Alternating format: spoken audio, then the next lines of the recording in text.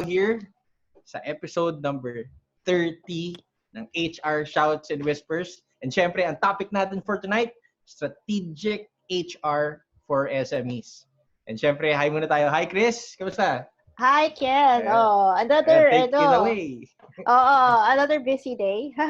Okay, so anyway, we invited resource persons for this evening to talk about strategic HR for SMEs. Ano ba yung strategic HR na yan? Because a lot of our members have been asking us kasi they have been forced to do certain functions. Sabi nila, admin daw lang sila, tsaka payroll. Tapos pinagpa-plan sila, pinag-business continuity plan. Ano ba raw yun? Okay, and ano ba daw yung pagiging strategic as an HR? Okay, so we have, may isa tayong tao dito na guest na kaya ako nangingiti kasi I'm so proud of him. He used to be part of my team before. Okay, ngayon big shot na. Okay, si John, Royce, Benito. Hi, John. Good evening. Good evening, everyone.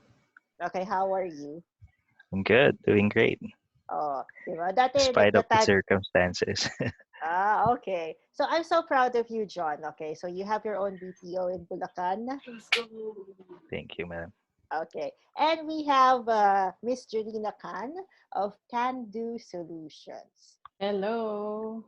How are you? I've been seeing you in Bounce Back, Philippines. Yes, doing good, surviving our setup with ECQ, but happy to be here. Yes, and of course we have the admins of HR Shouts. We have Miss Joy Alosbanos. Hi, birthday girl. Thank you. Good evening po. This is the surreal, weird birthday pandemic edition. It's on my blog sa Facebook. Okay. Natawa ako. But yeah, I'm doing okay. So, belated happy birthday to you. Okay, so Thank you. Okay, we will give you a virtual cake as well. Okay. LOL ba to? and we have Donna. Hi. Hello. Donna. Magandang gabi, everyone. Yeah. Okay. Let's learn. Yeah, let's Tonight. learn. Yeah. Okay. So, this is actually has been, madami nang tatanong dito actually, as I've said. So, si John, I'd like to, ask you, ano nangyari sa'yo after 20, we were together in one company. It was it was an online gaming company, kaya ako tumatawa. We were in a Pogo. Pogo. So, controversial Pogo. well, that's a controversial industry, but okay, but we're in traditional industries now. Okay, so how has it been since we parted ways? That was 2014, 2013. Yeah, it was a long and fulfilling journey, but all the learnings from you are still here. The drama, but yeah, it was a hard journey. Some lessons were learned the hard way. You introduced me to BPO. You like you you told me to apply to teleperformance, right? And now Convergys. I'm sorry. And then I didn't. I tried StarTech in Makati, and I was accepted there. That's the start of my BPO journey. I don't know if I'm just give I was just blessed. I just took calls for 6 months, and then I was promoted after that, doing in training support. Okay, good for you, John. Good for Yeah. you. Okay, so I know. So there is, you set up your own back end, or what do A you back do? office. Back office. Yeah, we specialize in insurance services. Um, Different departments. We do auditing for insurance policies, mostly in casualty and um, auto and home insurance in California. It's really an essential business in California. That's why we're still doing good despite of the situation. essential business in California because it's mandatory for every Americans to have their insurance, auto, home, name it, even their cameras, their motorcycles are insured. Okay. Donna, wala ka napansin kay John. May kamukha siyang artista. Mamaya pag-isipan natin yan, ha? Ha? Mamaya pag-isipan natin yan. Alam ni John yan kasi tinatabi niya yan sa kanyang Facebook. Okay.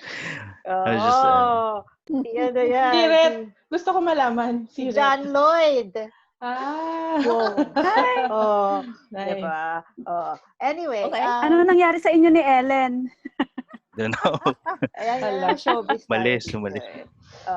So anyway, ilang tao mo, John? How many people do you have? I have 12 regular staff and 3 seasonal, those who are working for special projects.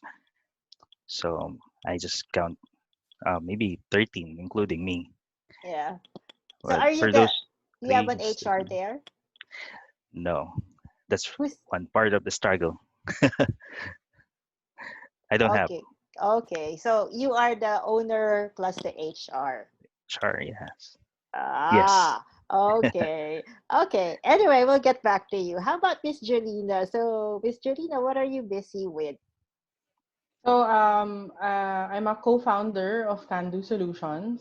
So actually, John is the type of person that we actually help. So my whole history has been I've been in HR 2 decades, different multinational companies. But when at some point we have a lot of SME friends, and we realized na the kind of HR that our larger companies get. The ones that actually need it the most are SMEs. Kasi for them to be able to grow, for them to be able to, yun nga, para mas mag-grow yung economy din natin through the SMEs. Actually, people, a lot of times, ang iniisip lang ng mga business owner, financial capital. Hindi nila naiisip na yung human capital, it's the people that actually drive the strategy. Sila yung gumagawa sila yung kailangang magaling para mangyari yung kailangan mong mangyari. Mm-hmm. So what we started to do is we offer, we basically outsource strategic HR. So, sinasabi namin, kung kailangan mo lang ng admin, marami naman gumagawa niyan. Hire ka na lang ng, an admin person who can actually do your payroll, ganyan. Pero when you start, may mga business owners, they come to a point, hindi na nila alam kung paano isolve yung problema nila. Either retention issues, or hindi nila alam na mali na pala yung structure na nilagay nila in place, mga ganon. That's where we come in. Ang tawag nila doon, parang it's a term now called fractional CXO. So parang you hire someone na CXO, so either CEO, COO, but ito for CHRO, you hire a fraction of our time. Kasi hindi mo pa kayang mag-hire ng sarili mong HR manager eh. So we give you siguro mga 5 hours a week, 10 hours a week. Yung pinakamadami namin, 2 days a week is what we give. So because that's the time that they need. Pero they get more out of it. Kasi, instead of hiring someone na maybe at a lower level na admin ang gagawin, at least they get someone who gets to give them better advice. It's like subscription base. Exactly. That's our model. We do subscription model. Okay. I see. Yeah. Question. What's the difference with your setup with an HR consultant? Or is similar pero iba yung approach niyo? It's similar. It's just how we explain it. Before kasi we were like, sige, hire nyo kami on a retainer. We realized na when we just say that, ang una nilang naiisip, naku, mahal yan, babayaran ko yan each month. Oo nga. Diba? That's the first thing you'll think. But when we said, sige, you subscribe with us for the whatever number of hours that you need, so nagbigay na lang kami ng range, then it becomes more palatable. So, in essence, ang ginagawa namin, HR consulting, pero we measure it by the number of hours. I see. So you bill based on the number of hours you deliver. You deliver your services to the company, Correct. whether from recruitment to employee discipline. Tama. Yes. Oo. Yes. Depende sa kailangan nila. But what we do, usually we come in, diagnose muna namin. A large part of what we do kasi, and when we think about, we call it transformational HR or the strategic HR, kailangan ng diagnosis. Kailangan titingnan mo muna yung lahat ng aspects of the organization. Tapos we come back to them and say, okay, ito yung plan. Para mag-grow yung business mo, ito yung plano on how we can help you. Yun. Then we execute against that. Okay. I see. Okay, Thank so you. guys, let's go back muna to the basics because like a lot of people have been asking me kasi during this time, because since siguro as early as February, okay, a lot of admin/HR people, okay, they've been thrust into a different role, something that's very surreal or strange to them.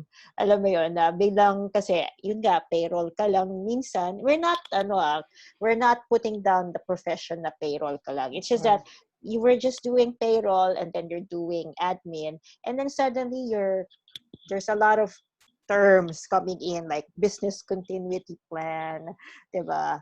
Yung mga ganyan or contingency planning. So, Miss Jolina, what is strategic HR? I think the best way to put it is, so before I explain what strategic HR is, I want to say first that sobrang important ng transaction.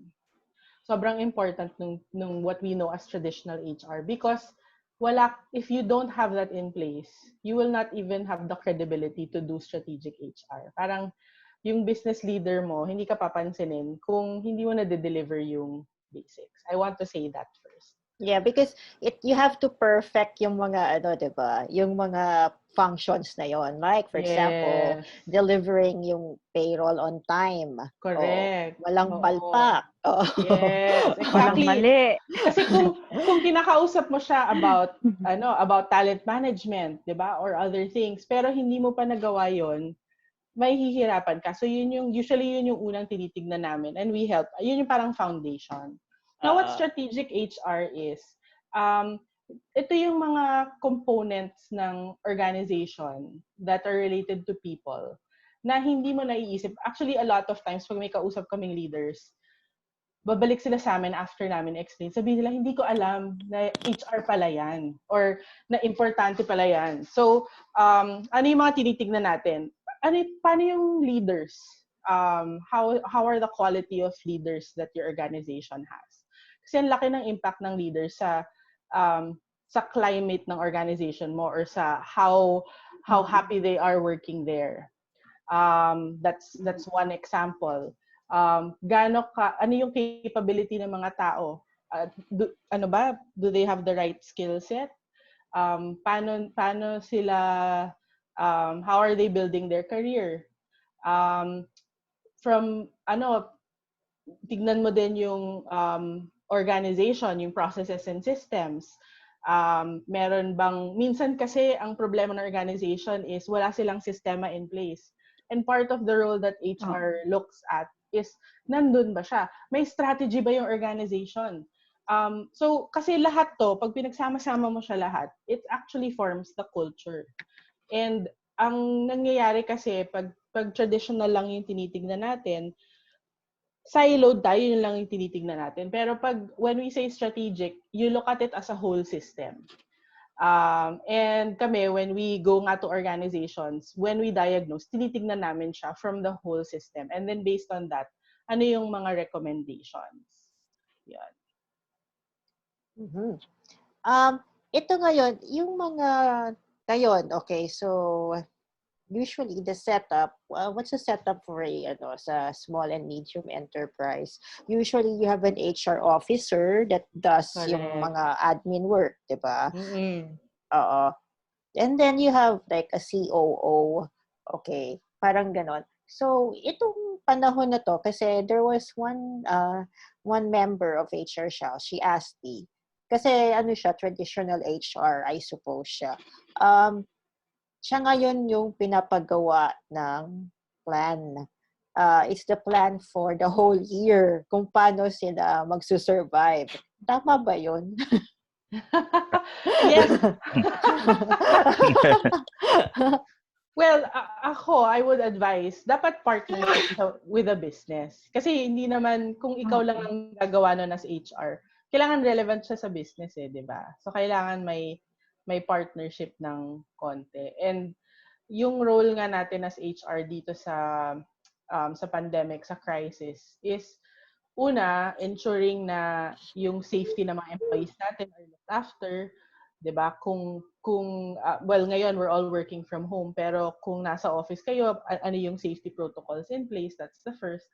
Yung second, I guess for business owners, and John, let me know kung totoo to. Ang pinakamalaki mong cost mo is people. Yes. 'Di ba? Pinakamalaki mong cost is people. So you as 80%, HR, yes.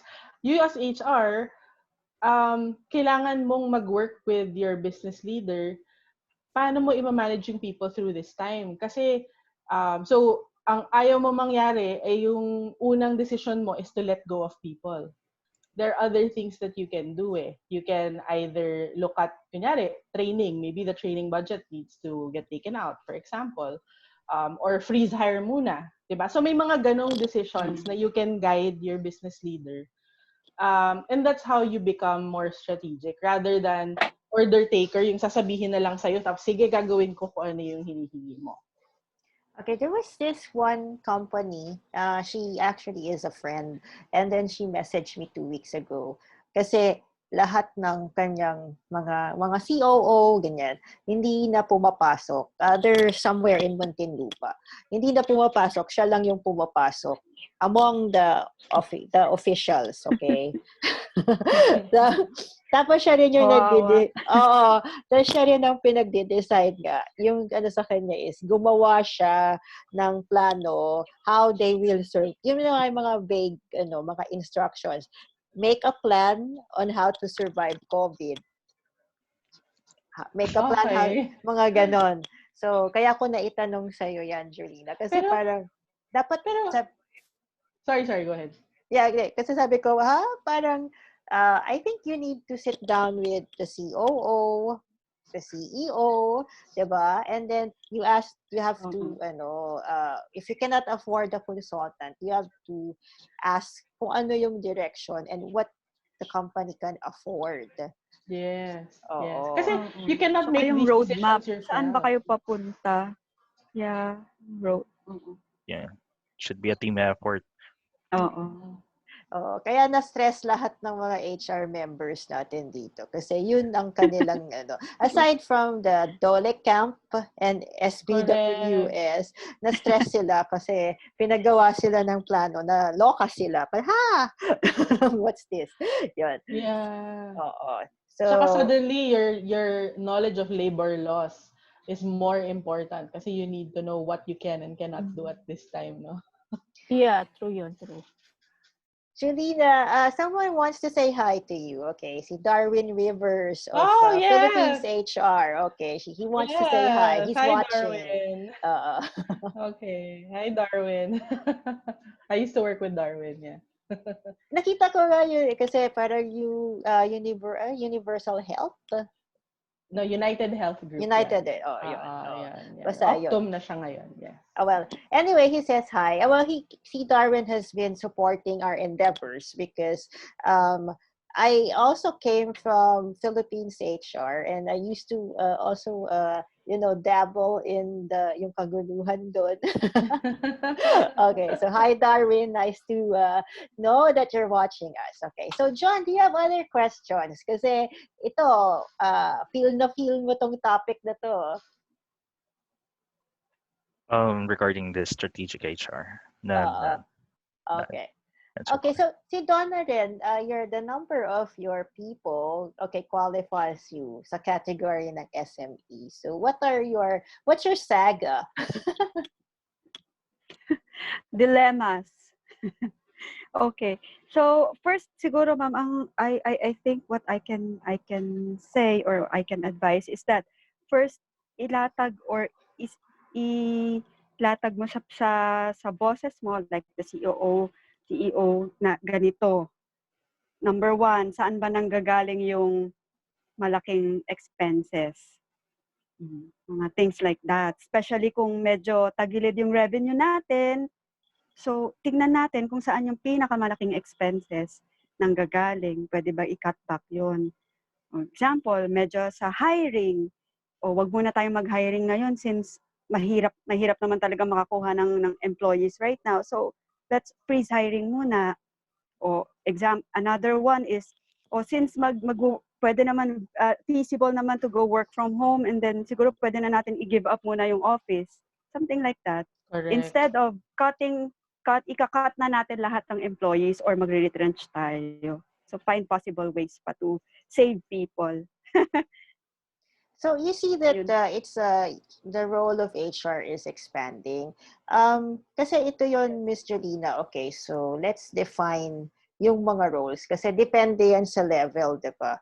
Like we have like HR associate, HR officer, then you have an HR manager, and then you have this HR Recruitment. director. So ano ba yung difference ng trajectory sa career na yan? How can people, parang can we define it so that our HR, kasi we usually have young HRs as members in HR Shouts. So para if they want to do career pathing and acquire skills and invest in their trainings, they know which to study. I Opo, think sa roles po, ano po yung differences nila? Yeah. sige. So actually, from yung HR model kasi ngayon, or actually a lot of the multinational companies, yung model kasi nila is you have your business partners. Let's start na lang with HR operations. Yan. Yung HR operations, that's usually what we have in SMEs. So, yun nga yung payroll, benefits, all that, Yes. to deliver kung ano yung kailangan ng employees mo. Yun yung one part. The second part, merong tinatawag parang centers of excellence or expertise. Ito yung alam natin na training or compensation and benefits or IRER, yan yung mga experts mo. And then you have your business partners. Naririnig natin yan ngayon, HR business partnering. And actually, it's the one that's really, I guess, progressed over the last few years. Ang nangyayari, more and more, habang tumataas yung expectations ng mga business leaders mo, tumataas din yung expectations from HR to help them. Kasi nga, your people is so important for them to deliver their business. So, in terms of levels, usually, yung HR business partners, yun yung usually mga HR manager up na yan, tsaka HR director. Pag SME, hindi mo, there may not always be an opportunity. There are some SMEs na you can actually get more work na parang HR business partnering. But if not, ang suggestion ko, like, invest in yourself, learn, for example, may mga trainings and seminars around organizational development. Usually kasi yung OD or these are things na pwede mong parang these are mga concepts, mga tools na makakatulong sa iyo to have a decent conversation with your business leader. Usually kasi for you to be a good HR business partner, the first thing that you need to have, well, there are two things. You have to have a really good knowledge of HR. So, alamin mo backwards and forwards every aspect of HR, whether it be comp and ben, get exposed to as much as you can. That's the first thing. The second thing naman is learn your business. Ang nangyayari kasi minsan, pag HR tayo, we just stay on the backseat, tapos hihintayin na lang natin kung anong sasabihin sa atin. Pero kung alam mo yung business mo, alam mo kung ano yung P&L, alam mo kung ano yung ano yung mga worries and concerns ng COO mo, or CEO mo like John. Kung alam mo yon, then ma-advise mo siya mabuti kung ano yung kailangan niyang mga decisions na kailangan gawin. Not just from a people perspective, pero even with a total business. So, yun yung two advice na mabibigay ko. Kasi in a multinational or larger companies, madali kasing makita yung past na yun. If you're in an SME, I suggest, one, you need to invest in yourself. Pero the best way to do that is expose yourself to all aspects of HR and then learn your business as much as possible. Kasi yung sa atin, we were both generalists, di ba? So, kasi ngayon kasi, I think, people don't see that yung scope ng HR kasi either they become, parang they enter the job market as like HR, like recruitment sila, recruitment specialist, or parang may specialization na. But yung our time, yung pumasok tayo, parang generalist ang perspective. Pag marunong ka sa payroll, marunong ka sa ER, yung mga termination and employee discipline, mga ganon. So, pero ngayon, ginagawa na kasing specialist jobs. Tapos yung dumating this is my explanation lang. Kasi since sanay na sa specialist yung mga, nagsispecialize na yung mga HR, pagdating ng COVID, di ba, yung, kailangan, di ba, may alam ka a little, parang Jane of all trades ka or jack of all trades ka kung lalaki, di ba? So parang nagulat sila. Kasi we didn't go to school for this nga eh. It just happened. Correct. Actually, na-notice ko nga, ang daming pumunta sa amin. Ang daming, suddenly, alam mo nung una, worried ako na, and John, I'm sure as a business owner, you that's the first worry you have eh. Anong gagawin natin with ECQ? Pero biglang ang daming may kailangan ng needs. So, sobrang relevant ang HR ngayon. Yes. Especially sa setup, how to alter the operations. A lot of businesses are altering their operations because of the circumstances right now. So HR are the best persons that will help us. Especially sa compensation and benefits and other stuff. Pre-employment, post-employment, for example, you'll be hiring another person. How will you hire another person remotely? So you need to strategize with an HR person. Correct. Yeah.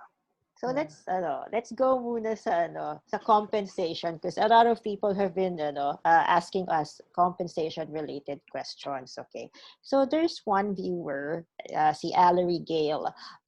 It's a question to Ma'am Jolina, but all the HRs here can answer. Does providing hazard pay, is it part of the new normal for our employees who will be required to report on field, or is it a management prerogative? Ako ba muna or kayo munang sasagot? Ako Miss Jolina. Sige. So, at least from a law perspective, hindi naman siya required. However, I think, ang suggestion ko, look back to ano ba yung principles nyo? Ano yung philosophy nyo? And in fact, even without this whole ECQ, always do that when and I'm sure a lot of us HR people know this, diba? Define nyo muna kung ano yung principles nyo from a compensation perspective. If part of your principles is that you look after the welfare of your employees and that you want to ensure na, if you're putting them at risk, na you're actually supporting them through that, then I suggest it's something that you highly consider. But if it is, if you're asking kung kailangan mo bang gawin, the reality is no. Like, it's not required. But the other thing also that you should think about is if other people are starting to do it, for you to, para maging competitive ka, para makuha mo yung mga tao na kailangan mo, then you should consider getting it as well. Yeah. That's mine. So does anyone want to add? Me. Okay.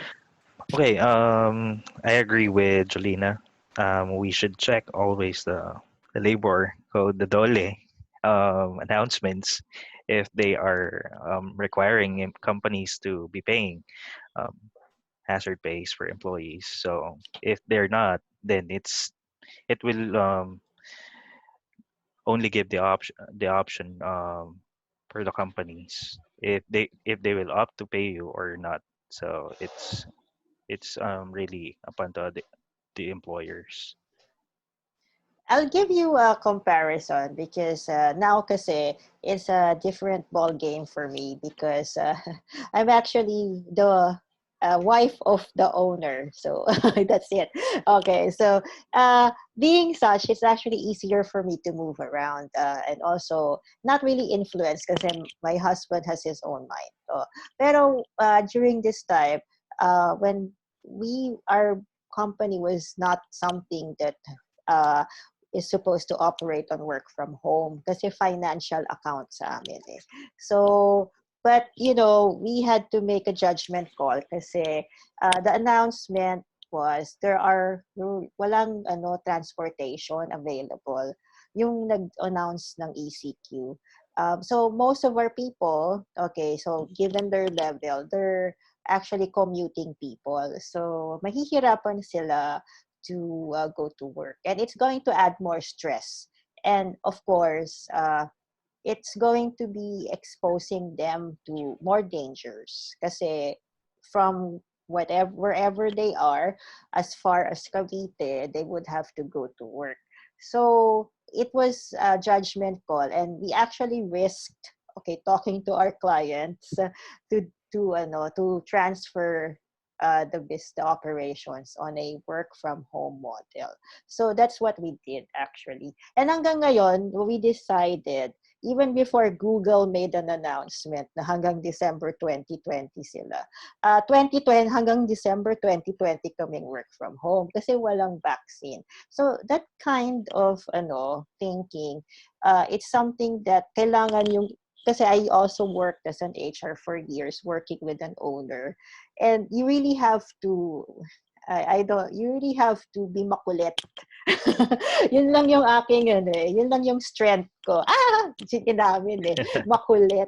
Okay, so you have to have the tenacity and I don't know, to talk to the owner and just lay out things for him kung ano talaga. Kasi this kind of judgment is based on yung sinabi nga ni Jolina, on the principles of the management team.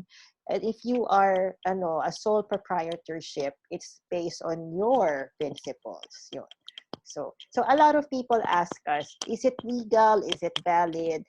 Medyo vague yun. Kasi at this time, like hazard pay, hindi nga siya, it's not required by law. But if you want to take care of your salespeople, then you give them something similar, a semblance of hazard pay. Mhm. Joy, you have something to add? Yes, regarding hazard pay, it's management prerogative. We do agree on that. Since this is just a temporary benefit, people has to be aware na temporary lang to. Once na matapos na tong pandemic na to, we will go back to the normal rates, and that benefit will be removed automatically once done and over. Yun lang yung opinion ko. Because it might create some level of impression that this is going to be part of everybody's salary from this day forth. We have to be careful in terms of giving benefits to employees kasi. Especially when we have a strict policy na once na naging practice na siya for 2 years, it becomes smooth and academic, part na siya ng benefit. Hindi ganun kadali tanggalin ito. That's my opinion about that. Yeah, you have to, whatever you give kasi in terms of compensation. Some people kasi in SMEs, they make they make the mistake. They just introduce it. Okay? And then they don't support it with a document, with a policy. Kasi pwede mo namang ilagay doon eh. Kasi if like, for example, like John, okay, he can introduce this, but it's something that has an expiration date. Pwede mong gawin yan, John. Okay? Or you can just, di ba? Kasi kami, palagi kaming, we are actually a small company also. And like, we have certain allowances. And we always say that it's really going to be evaluated, okay? Kasi if the company can afford to sustain it, 'di ba? May mga ganong may mga ganong mga clauses sa memo, okay? So that to manage expectations also. Ako, ma'am, sa tingin ko, I think, depende rin po kasi sa industry. Especially example, kahit na small enterprises kayo, small to medium enterprises kayo, like, for example, mga small telcos or mga lineman na umaakyat sa mga cables, yan, siguro dapat bigyan ng hazard pays. Mga small clinics or lying in na exposed din sa caring for the sick people, yan, dapat bigyan ng hazard pay. So, yun po. Yun yung maya-add up ko. Kasi it's like how you value. Parang ganun. Parang umaabot sa ganun. Yan yung yun yung logic behind that. But kasi I would understand na napipressure yung iba kasi of course, there's no money coming in. So, they might decide not to give it. Miss Jolina, can I ask you something? Kasi yung ibang mga HRs ng SMEs napipressure kasi during recruitment, syempre ngayon it's like the season, people are hiring and the competition is always at the big companies, and then na-insecure sila kasi of course we don't have unlimited leave credits. We don't even have catered lunch, parang ganon. Wala kaming buffet. So, so how can small companies compete with the big companies? I think so there are different ways. But one of the things that we do for some of our clients is we help them define their employee value proposition. I'm not sure if you've ever heard this. Pero employee value proposition, para siyang marketing mo as your company. So ano yung what are your employees saying about you? What are your candidates saying about you? And usually there are 3 levels kasi na tinitingnan yan. Yung para siyang Maslow's hierarchy, yung yung pinakamababa sa kanya is really your compensation, parang yung contract mo with them. So ano yung compensation mo, ano yung benefits, is it competitive? Pero the ones, I think with that, kailangan lang at the very least, you meet minimum. Parang you meet their needs na they don't need to worry about it. Pero kasi after nun, ang tinitignan talaga nila is careers and well-being. Tapos there's also something called purpose. Now, the way, kung gusto mong kung gusto mong mag-compete, kailangan tignan mo din yung aspects na yun.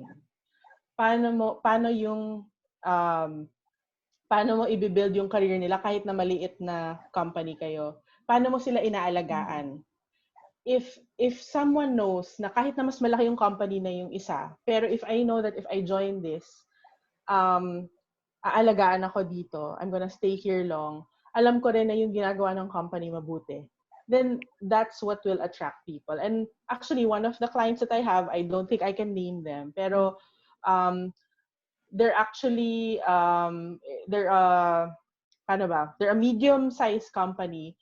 They have been hiring college graduates from Ateneo, LaSalle, UP. They're competing with the likes of Unilever, of P&G.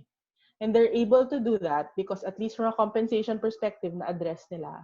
But more than that, yung culture na binild nila, sobrang galing. As in, excited yung mga tao pumasok. Lahat sila, Lahat sila, mga bata actually sila. And the way they did that was by being clear, ano ba yung ino-offer nila para sa mga employees. Ang ino-offer nila is, you can come here, we will give you the opportunity to do things na hindi mo kayang gawin dun sa mga big companies.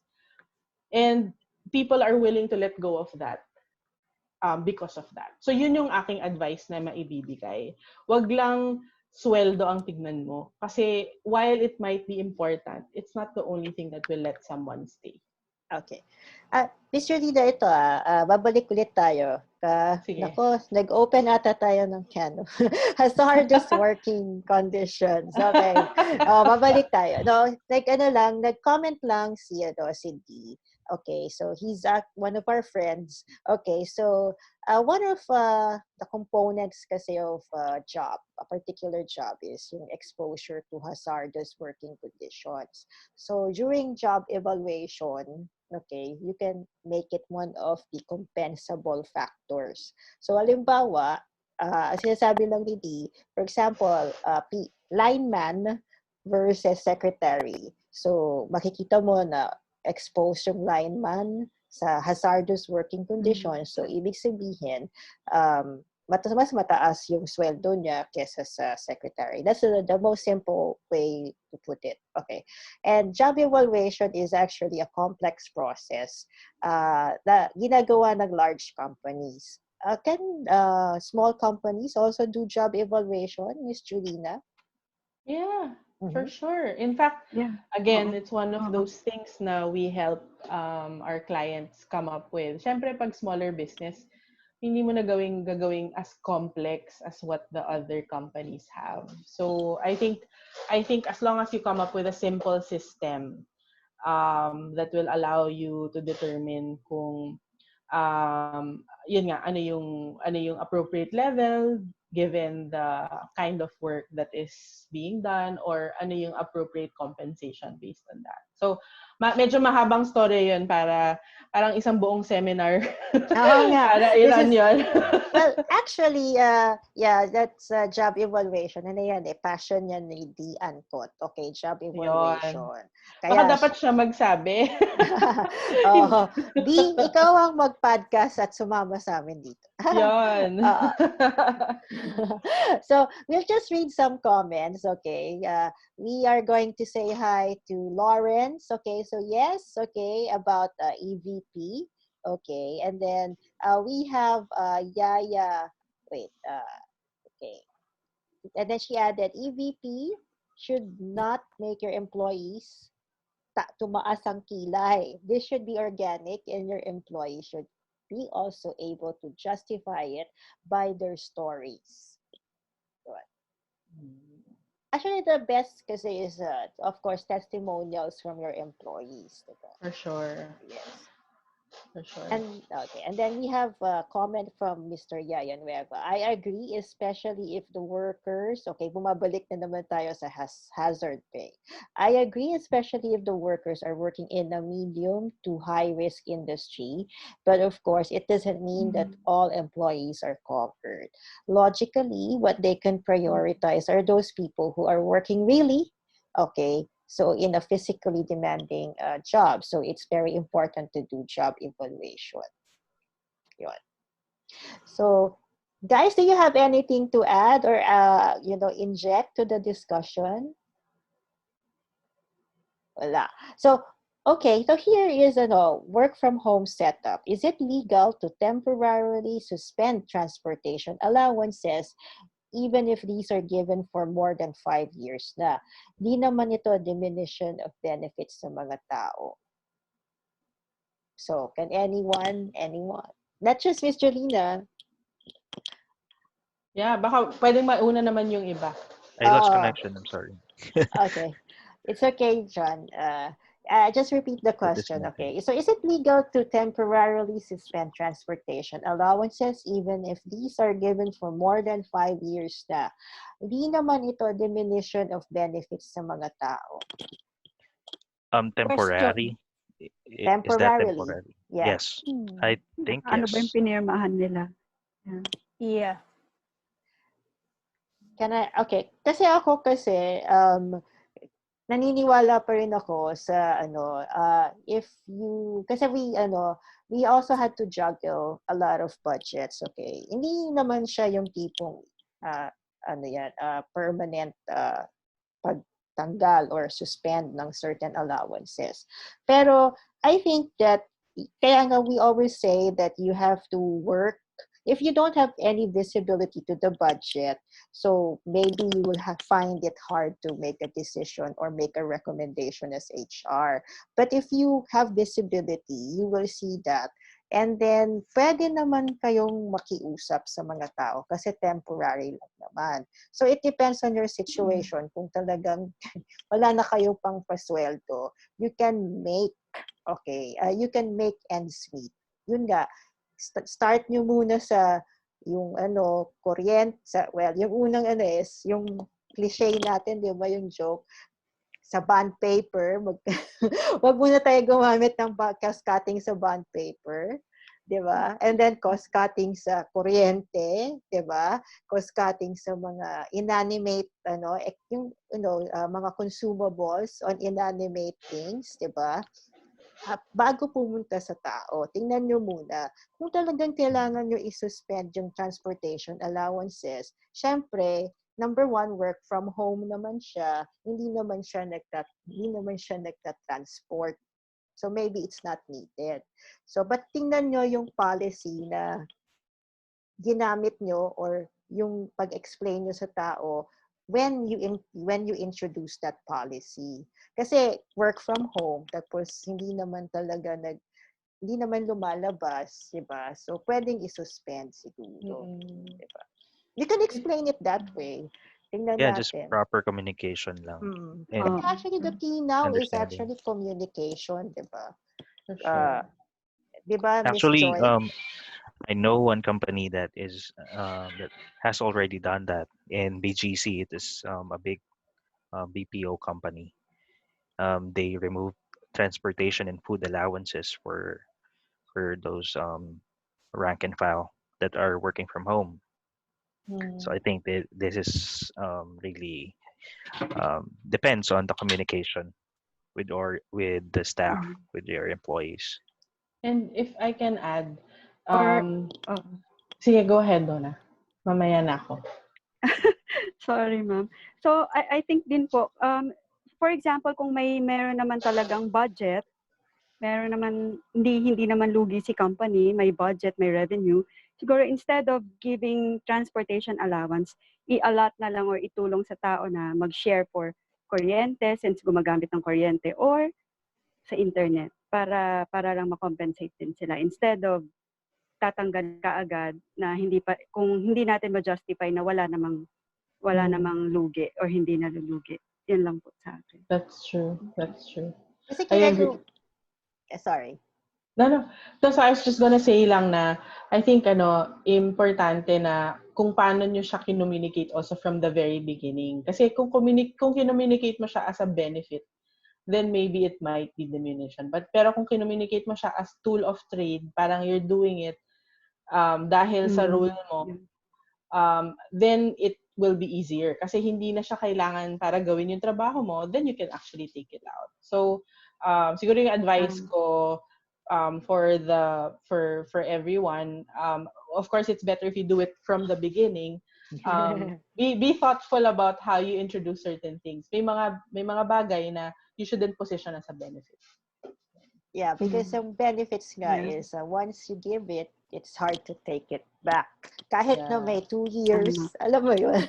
Mga sinasabi na if it firms up into a benefit, practicing it for 2 years, for more than 2 years. Walang you also have to, kasi one of the components of compensation kasi, so you want people to, well, of course, value.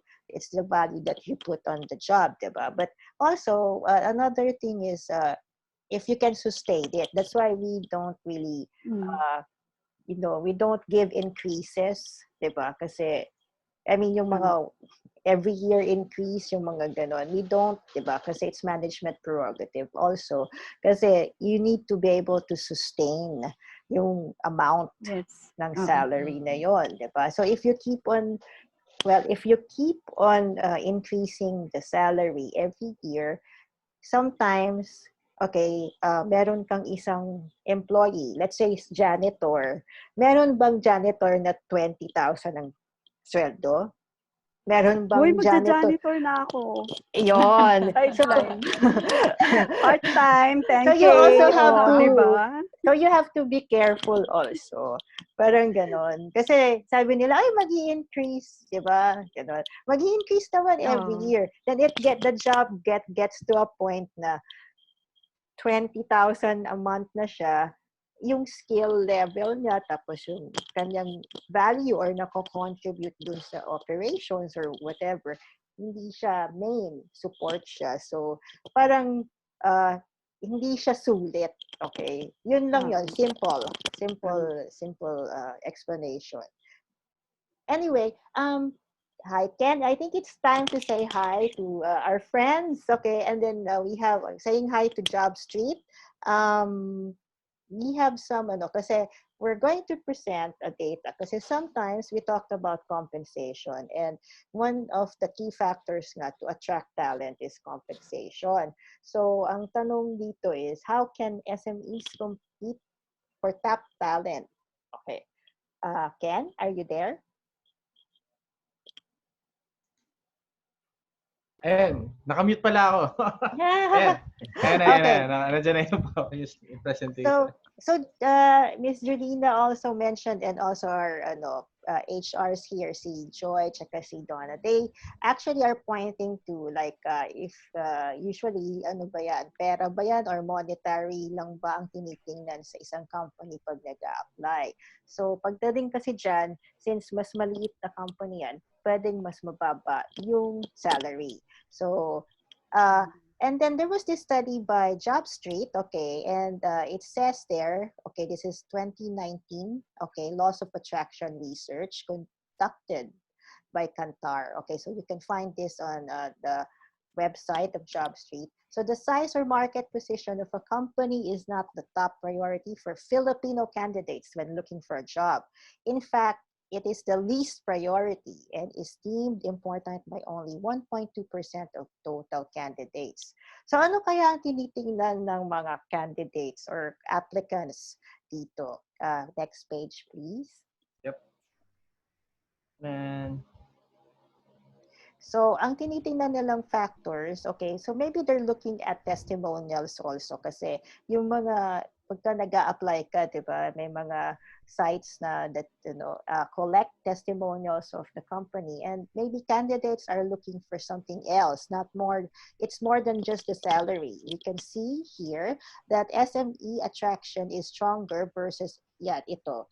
It's about kasi management quality, location, and then corporate social responsibility activities, and overall company culture. So pag small and medium enterprise kasi sinasabi natin mas well, hindi siya toxic, pero yung mga tao close sa isa't isa. So they develop friends. So yun. Yeah. Kaya people have a tendency to stay. Tulad sa amin, ganyan.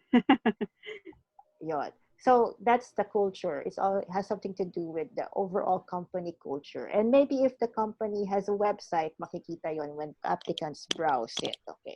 So yun. This is the slide. Okay, so makikita mo, okay, yes, salary is important, but they're also looking for other factors. Medyo maliit, so I'll just read it out. So they're looking for career or development opportunities. Kasi sometimes, di ba, tayo, galing ka sa malaking kumpanya, ano ka lang doon, officer level, pagdating mo sa small and medium enterprise, manager ka na, diba? Yeah. Yun. So that can be. Gulat ka. Maging vice president ka pa. Just kidding. Okay. And then you're also looking for like work-life balance. Okay.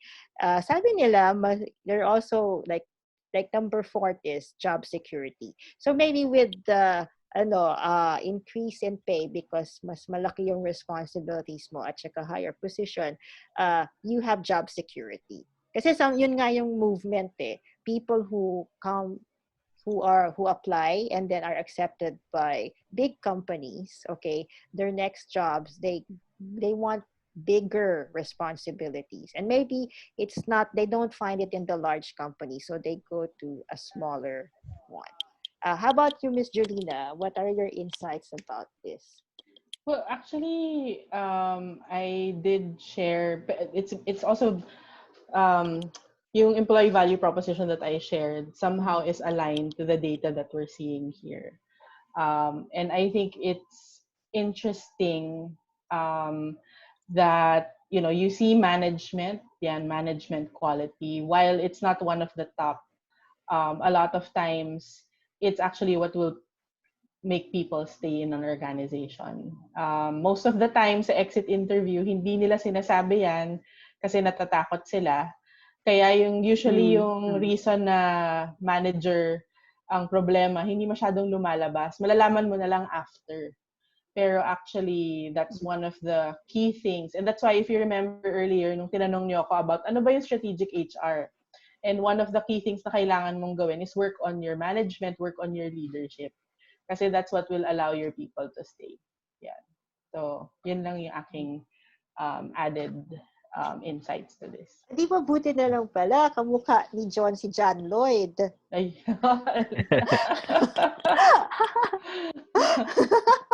Okay. Anyway, Joy, do you have anything to add? You're in recruitment, di ba? Yeah, I think one of my concerns is salary and compensation. Kasi when you're with IT, ang hirap maghanap ng employee that would accept your rate because of the factor that they move from one company to another company because of compensation. You'll be surprised how low they would be paid, and then suddenly we're offering this amount. And we have to really negotiate pa nga. We would be giving them de minimis pa as an added factor. Management, yeah, sometimes I do get questions about management and the quality of management because later on, it would be a major drive for them to stay in the company.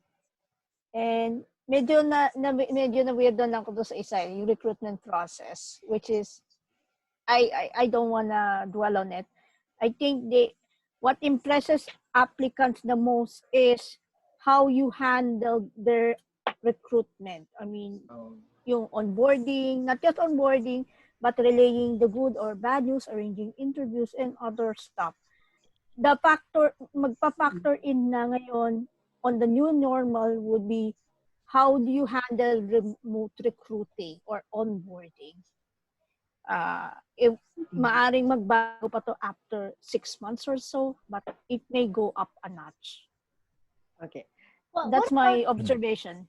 So, Joy, kasi I'm interested in your compensation package. Kasi competitive yung industry mo, IT, di ba? So, yes. What are your, can you just mention in passing what can be additional benefits to make it more enticing to candidates? It would be something higher than what they're getting. On the average, I would be, na-observe ko to for the past 3 recruitment, that the salary of an IT systems engineer would be something like between 18 to 20. Higher na yung 25 higher na yon on the higher age. If you're getting someone higher than 25, dapat mas mataas yung range mo na ibibigay. Not just because of the salary, but also the knowledge or the skill set they bring into the organization. So if you're looking for somebody na almost perfect and that person comes into the picture and his salary is higher, you have to at least give in to their demand. Kung medyo fresh grad yan na less than 2 years at ganun ang sweldo, I think like I said, between 18 to 20, you have every leeway to do it a little bit higher, but at the same time, you would be fair towards their potential at the same time. Okay. So, it's it's not really kasi it's a myth kasi like in certain industries.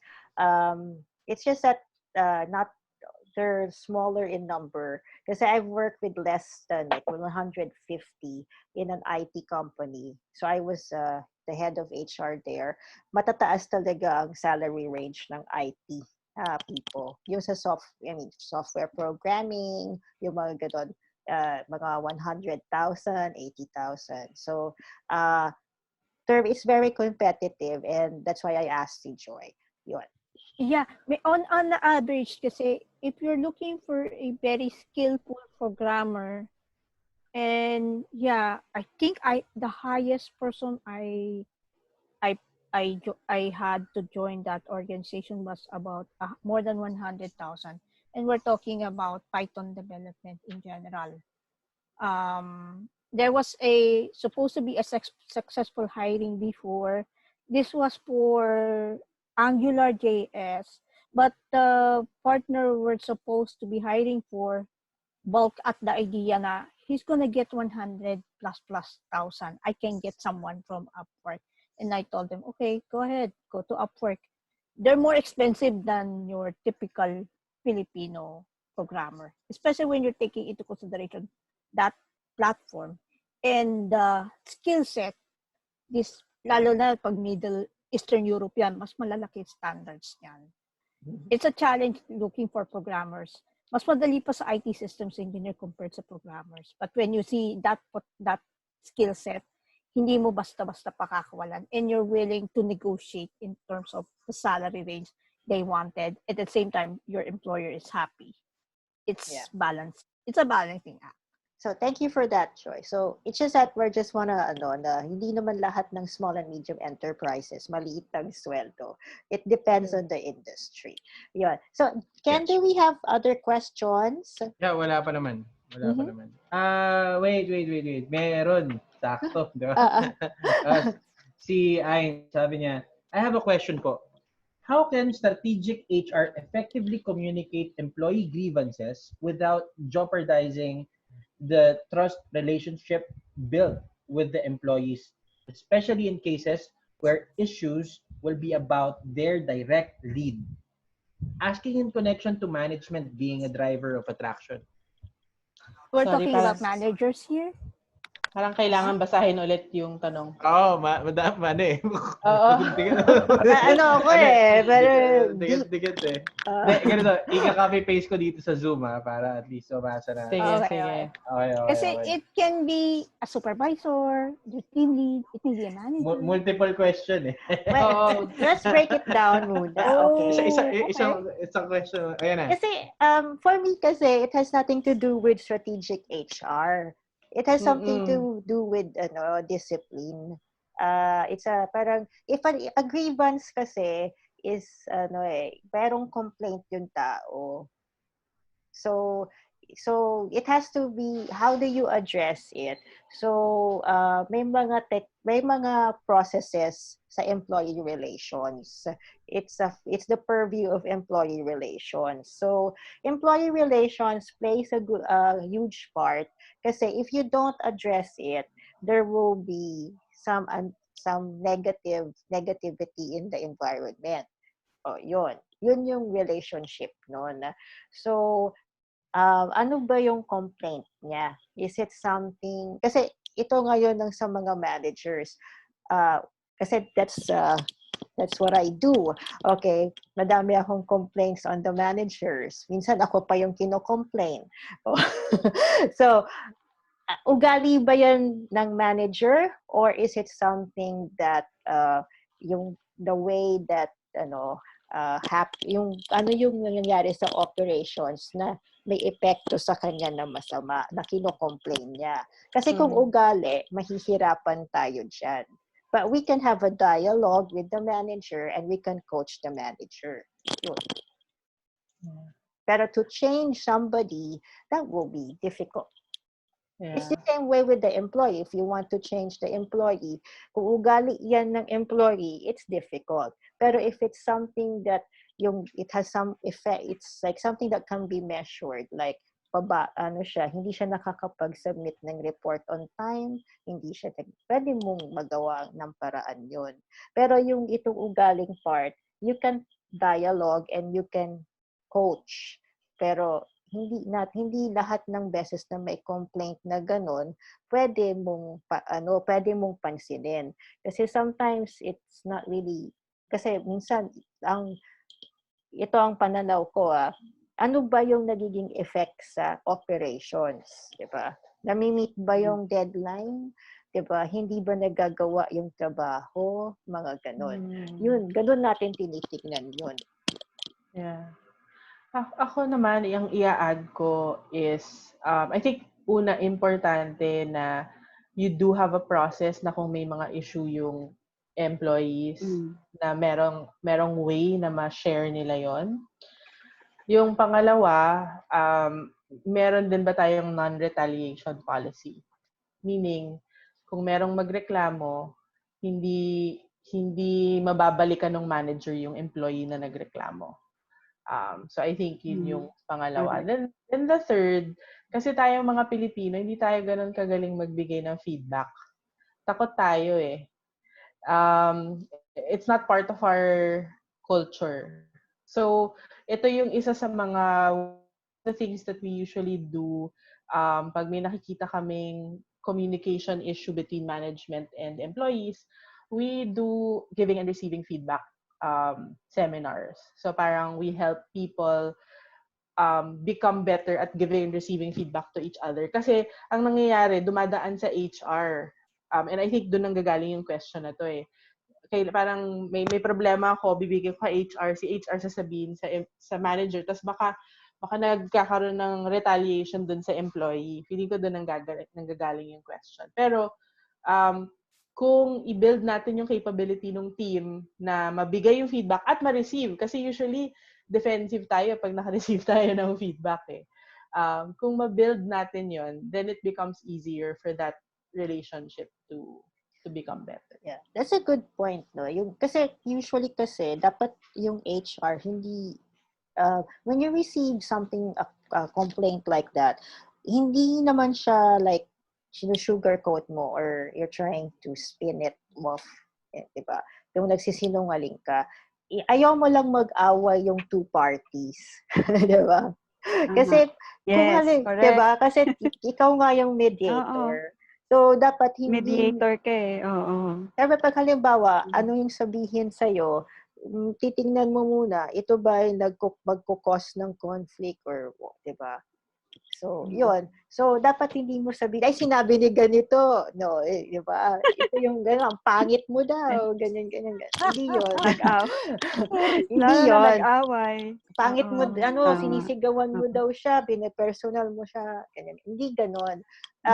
Tanungin mo muna, kasi sometimes it depends din kung paano. But kasi pag halimbawa magkakaroon ng, meron kaming manage leadership seminar na ganyan, yung mga managers, tinatandaan ko yan, then doon ko siya kakausapin na, ay, napansin ko, ganito ka, medyo pagka nag-word ka ng mga feedback mo, diba, feedbacking, ganito ka kasi mag-word, baka sa tingin mo, you can try to make it, positively skewed, hindi yung negative words, diba? Doon mo pwede i-address yun. Pero yung diretso, unless there is an offense, like, for example, nagsuntukan sila, hindi mo pwede i-address yun na para mag-investigate ka. So there are many ways to go about that. Pero ang relationship niya sa strategic HR is, if there is this kind of conflict, you will not be able to, go to the next level, which is where you use strategic HR. So yun yung relationship nun. Okay, Ken? Si Ken, ano kaya ang ni Ken? Paano kung may ganito, ayaw niyo sa manager niya? What's your take? Madali lang. Ang simple lang ng buhay ko kasi, parang do what's fun for you eh. Kung ayaw mo sa manager mo, pwede ka na mag-resign. Maganda yun. Alis ka na lang, di ba? Lipat ka ng company. I mean, kasi may mga factors eh. Pwede ka mag-skip, di ba? Pero I agree dun sa napag-usapan kanina, feedback. Most of the tao dito sa Philippines are not really taught about how to handle feedback talaga. Okay? So, minsan pag meron nga ako isang friend his chief na medyo nag-instill din sa akin, parang open forums doesn't work. Sabi ko, bakit? Parang kasi nung mga bata-bata ako, I was really fond of open forums. Hindi na, sabihin mo na, di ba? Diretsuhan na tayo. Sabihin mo na, gusto ko malaman para at least alam ko. Pero ang problema pala nun, nung we were going deeper with the discussion, is pag nasabi mo na, minsan natamaan, okay lang. Sa labas, ayos lang. Pero actually, meron nag-crack doon sa loob. Di ba? May mga Tapos ganun. di na kayo bate. Di na. Parang, Paglabas niya, hindi na kayo bate. Parang casual na lang. Parang hindi na yung tulad ng dati. Parang, Oo, true. Diba? Hindi na kayo tropa. So, that's one thing. So, maraming factors. So, the person can check muna. Pero ako, I'd look into, since I work with more on persuasion and negotiation, I'd look into an approach na, okay, I do agree that we have some misunderstandings. Pero wala naman tayong choice eh. Magkatrabaho tayo and magkakasama tayo for the law, how many years pa. Ang question ko na lang dito, boss, is how can I improve myself? How can I yun eh, people play roles. So kunwari nandun siya sa higher position, they'd play the role of the higher position. Okay, that's coming from my understanding. So ang maging approach ko lang doon, simple, ask for constructive feedback and see ano ba yung pwede natin pagkatrabahuan dito, boss, kasi gusto lang, pareho naman tayo dito, we have to coexist. We have to find means na we could make our lives easier. Alam ko, bad trip ka sa akin. Alam, boss, bad trip din ako sa'yo eh. Diba? So, ano lang, para maayos to. Mas madali yung buhay natin. Makapag-move forward tayo. Ano yung pwede natin gawin? Ikaw ba, John? Ano ba na-experience mo sa akin? Nagalit ka ba sa akin? No.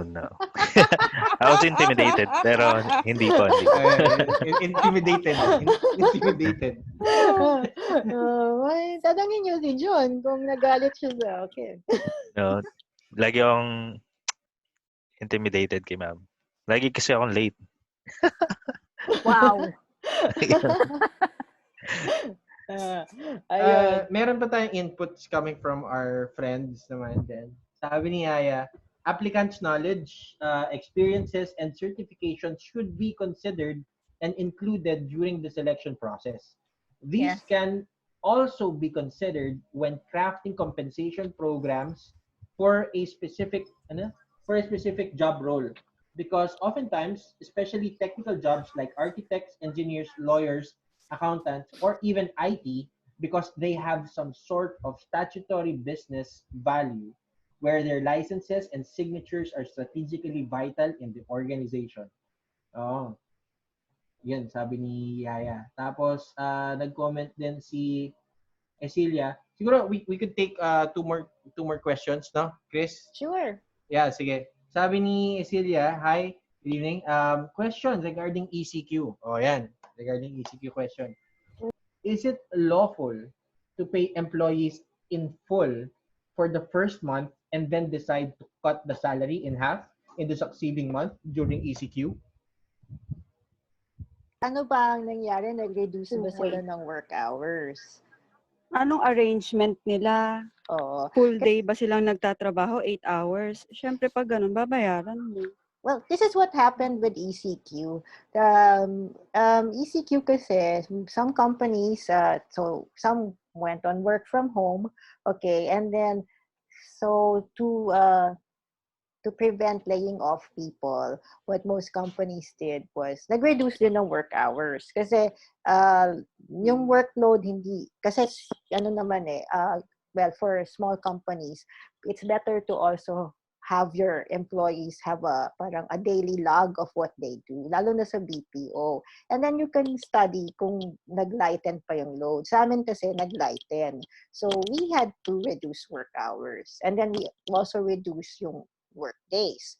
So, having explained all that, okay, syempre, communication na naman, how you explain to employees, yung justification ninyo, yung rationalization ninyo sa pag-reduce ng pay. So, from one month, naging half na lang, baka doon yon sa reduced work hours. Kasi kung hindi ka naman nagtatrabaho, tapos binibigyan ka pa rin ng half month, ay okay na yun, di ba? Kasi hindi ka naman nagtatrabaho. Pero kung nagtatrabaho ka, it depends on the time, yung work hours ninyo and then the load. Yes. Yun. The question is incomplete eh. Oh. Hindi niya na-explain yung situation. Kasi if I may lang, kasi the problem with phrasing of like, is it legal? Kasi we have, just to be fair with a lot of companies, they've suffered also a lot of losses kasi hindi nga nag-operate. So they might be doing it also as a way to prevent from prevent retrenchment, di ba? Yun yung sagot niya. Skeletal, not in full 8 hours. Ayun, it can be. Yeah. So, Pero kung nag-rotation naman sila, basta kung ano yung work hours na ni-render, yun ang babayaran. Clear naman siguro. So you go back to your HR and then maybe they have an explanation, hindi lang na-explain na mabuti kung bakit naging half-month salary. Yeah, okay. Yun, reduction of work hours din kasi. Yes. Yan, sabi nga ni Joy din, reduction of work hours equals less salary. Yeah. Yes. So, yun, Chris, may... I have a question also. Sige, go. Yeah. The final question is, okay, so in terms of competing with large companies, so how can small companies attract top talent? Is it the way they the portals that they use, or is it what's a good technique to attract good talent nowadays? Can I go first? Yeah. Okay. Yeah, okay. So number one is the purpose. Small companies, if you are a good communicator or a leader, you need to visualize your employees and give them like a good vision of what is the direction of your company. That's the number one factor to compete with the big companies, because if they're going to big companies, it's a reality that you will be in the bottom part of the hierarchy, rank and file, most of the time. But if you will be in small company, like SMEs, you'll be in par with most of the co-employees, and you have like a good opportunity. You'll be on the start of the race. If that company grows, then you're one of the pioneers. If you opt to stay on that company until it grows. And number two is the location. So as we know, most of most of the successful SMEs are in the provinces, not in Manila. And we get the best talents here in the area, in the local, because they opt to stay they opt to stay away from the traffic in Manila. And yeah, living the work-life balance. Because if you're going to work from Manila and you're from Bulacan, you're wasting like 6 hours of your day every day from the traffic. So this is like also like, diba, if to decongest Metro Manila, diba? Yes. Okay, so Miss Jolina, how about moving forward? Okay, so SMEs, how will they fare? Oh, ayan. in this scenario, or sorry, Yeah, are you in this still... scenario. Well, Katingin ko malakas ang fighting spirit ng mga SMEs eh. I agree. I think so because I've been Bounce Back PH, I've been moderating a lot of sessions with a lot of experts, and there's a common theme that they keep on saying for our SMEs. The first thing is that you need to have a survival plan. Minention mo to, Cristina, kanina. Pero it's not just something that HR will come up with. It has to be the business leaders with HR. What's our survival plan? And I think your plan should be, if this continues, not just now, up to December 2020, think of it that way. I think, what's your survival plan? The second is, what's your pivot plan? Yung pivot plan naman is, a lot of businesses kasi na-disrupt. So, ano yung kailangan nating palitan? So, for example, may mga businesses, yung mga food businesses, dati, people come to them, a lot of them have changed their model to be delivery-based. Maraming ganong, and every kind of business. Ako, we do trainings. We've learned how to do virtual trainings, diba? Everyone, there's a kind of disruption. So, paano mo ipipivot? Because the third thing to think of is repurpose. What are the things that you are actually good at? And how could you actually leverage what you're good at to address new needs that have come out? Maraming bagong lumabas. And I think the key thing that's come out is something called community commerce. If you notice, the businesses that are thriving right now are the ones that are in your communities, di ba? Uso yung farm to table, or even yung mga FMCGs ngayon, ang distribution model nila through municipalities, parang gano'n, through communities. So, I think those are just some of the things that we should think about. And us, as HR, kung hindi pa pinag-iisipan ng business leaders natin to, we can actually ask them to think of it. And that's how you become strategic HR. You don't just think about people, pero you look at it from a full perspective. That way, may added value ka. That way, pupuntahan ka nila para tanungin kung anong dapat gawin. That's how we can become more valuable. That's how we can become strategic. Okay, so that's a nice message, diba? It is something that you have to learn the business, okay? Your company, okay, you have to learn the services, how they do yung mga processes, standard operating procedures, etc. And then yung jobs doon sa company, you have to also learn it, okay? Or parang ask more questions about it. Kasi minsan hindi natin alam kung ano ang ginagawa ng graphic designer. Hindi natin alam kung anong ginagawa ng isa dun sa assembly line, diba? So you have to ask questions. So go around, diba? Ask questions, yun. How about Miss Joy? You have other words of wisdom? Kasi nag-birthday ka na eh. So you gained 1 year of wisdom. No, I lost 1 year. I am not counting next year. Invalid 2020. Yeah, it has a virus. For HRs in the SMEs, I think we already explained that the HR in the SME should be equipping themselves with a lot of skills. The ECQ taught us na I noticed that not every single HR practitioner knows how to do policy development, and it is a learned skill. Kasi I also do policies and procedure. This would be of use later on when you move to an organization. Kasi most of the time, we concentrate on the general HR issues like compensation, recruitment, OD, training. Pero a few people are specializing in this skill. So I would suggest read a lot of HR policies and procedures overseas. It's a good way of knowing, of acquiring that skill. Then try writing it down, or at least develop it.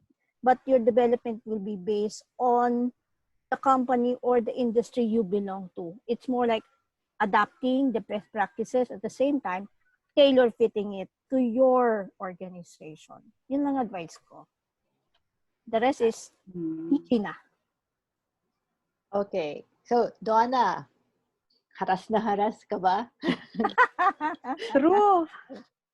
Ako yung experience ko when I interview people, kapag younger people, they would ask, of course, aside from the compensation package, they would ask, may HMO po ba after 6 months? Ilan po yung leaves natin?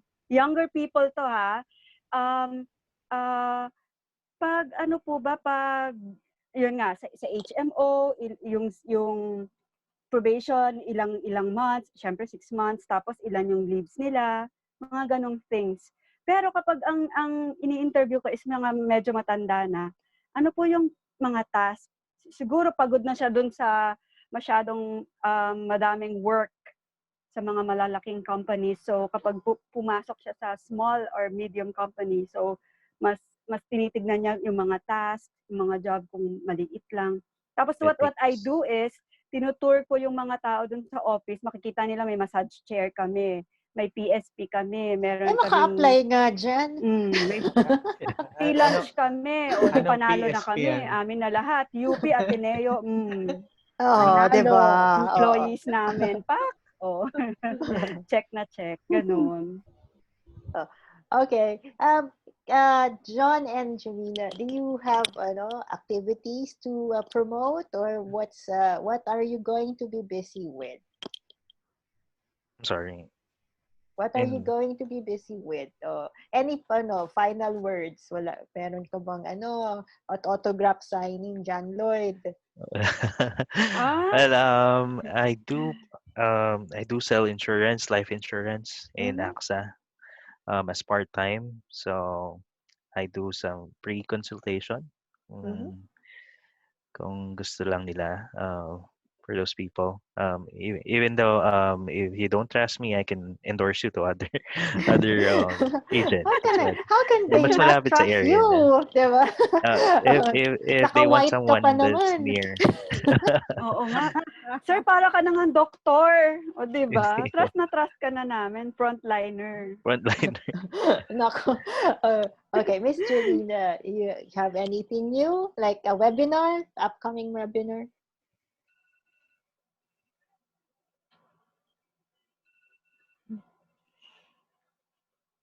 Yes, I actually have a webinar May 20, Wednesday. Sorry, what time is it? 8 p.m. yata. It's called Ilaw ng Tahanan. So I'm moderating for mommies naman to. So how are mommies coping with the pandemic? So there are any moms there that would like to discuss and connect with other moms? We posted the webinar on our Facebook page sa KahnDO Solutions. It's actually being run by Big Ideas. I'm just there to facilitate and to moderate. And Ken, anything new from you? You always have something new. Yun pa rin. Inap na namin yung hypnotic communication will be back again for medyo in-update na namin. We're covering na talaga. We're focusing on neuro-linguistic programming, yung mga concepts talaga ng NLP, conversational hypnosis, hypnotherapy, and hypnosis into one program. So that would be around June, first week of June. Then if you want to reprogram your mind, focus on clarity of mind, meron kang gustong i-unlearn, hypnotize yourself, the Limitless program with Dr. Strix Toledo will be by June 20 and 21. It's 2 days pa rin. And if you're interested to learn digital marketing from one of the best here in the Philippines, and also the world, one of my good friends, Nix Inigo, will be doing a digital marketing bootcamp this coming Saturday. Sabado na yun. So if you're interested, yeah, it's easy to PM me. Let's see what I could assist with the early bird then. So yun, if you're interested, message lang kayo sa akin. Ayun lang. Ayun lang naman ako for now. Yeah. Oh, yes. So that's great. Okay, so actually I promised a lot of people who have been asking me, okay, about strategic HR, kasi all their questions are, the thread is suddenly they have new roles, so they don't know the difference. Okay, so ito na nga ito. So we've given you like your first steps. Okay, so if you have more questions, you can email hrshoutsandwhispers@gmail.com. Okay, we'll be glad to answer them. Okay, and then for next week's podcast, it's the art of communication. Okay, that's, yeah. Kasi kailangan rin natin yan, di ba? Art of communication on next Wednesday at 7 p.m. Sino yung mga guests natin dyan? We have, sales coach, si Boom San Agustin. Okay, and then we have Philip Nuclear Sia. Okay, he's a trainer of Competad. Okay, and he's also a communication trainer. Okay, and then we have si Bo Moldes. Oo. Master copywriter yan. Kasi yan sa mga tinatanungan ko pag meron akong kailangan isulat na mamahama. So we will talk about how do you market, okay, in tough times, during tough times. Also, how do you, ace that job interview, okay? And then let's talk a little about English grammar, diba? A little of everything about communication. Babagsak ako dyan. Magaling kayo dyan eh. May spot niyo yan kaagad. Okay. Pero yeah. And then we'd like to thank our content partner, JobStreet. Thank you for supplying us with the data. Okay, and then we'll have more collaborations on articles, in the future. Okay, so we'll call it a day. Okay, call it a night. Okay, so it's been a productive discussion. And if you have more questions, just put on the comment section, and we'll be glad to answer it. Okay. Bye. Maraming salamat, guys. Have a great night. Bye. Thank you. Thank you, everyone. Good night. Thank you. JobStreet.